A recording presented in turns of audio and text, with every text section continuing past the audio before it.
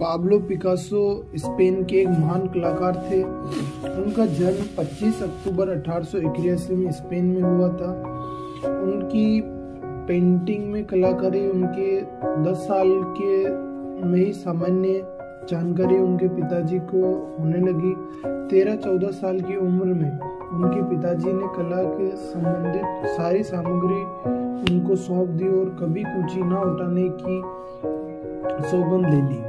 13-14-15 साल में ही उनकी कला का प्रदर्शन दिखाई देने लगा और वो 1904 में उनकी इस जिंदगी में एक अलग मोड़ आया और वहीं से उन पर उस टाइम पेरिस में कला का केंद्र माना जाता था। तो उस पेरिस में वो बहुत से कलाकारों के संपर्क में आए और उनकी कला और प्रदर्शन हुई। वो 20वीं सदी के महान कलाकार थे। उन्होंने अपनी जिंदगी में 50,000 कलाकृतियां बनाई, जिसमें पेंटिंग, रेखाचित्र, मूर्तिकला, मिट्टी के पात्र शामिल थे।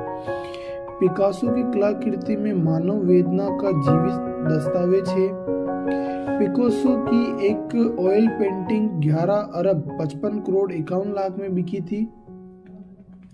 पिकासो को एक बार यूरोप में घूम रहे थे तो एक लेडी ने उनको पहचान लिया और दौड़ कर आई, बोली आप पाब्लो पिकासो हो, और एक पेपर लेकर आई और बोली कि मुझे आप एक ड्राइंग स्केच करके देंगे।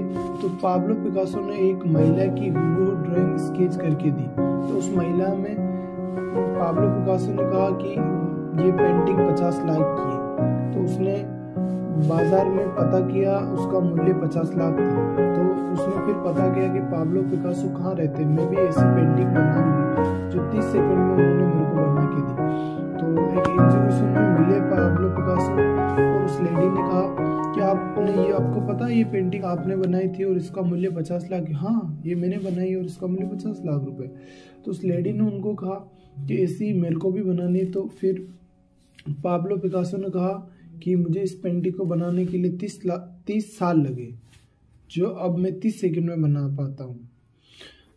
तो उन्होंने जिंदगी भर बहुत अच्छी पेंटिंग्स बनाई, जिनमें उनकी बहुत सी पेंटिंग मूल्यवान थी। पाब्लो पिकासो की मृत्यु 8 अप्रैल 1973 को हुई थी। पाब्लो पिकासो का अंतिम समय उनके दोस्त के साथ पोलो के साथ बीता था। और पाब्लो पिकासो उस टाइम के महान कलाकारों में से एक थे।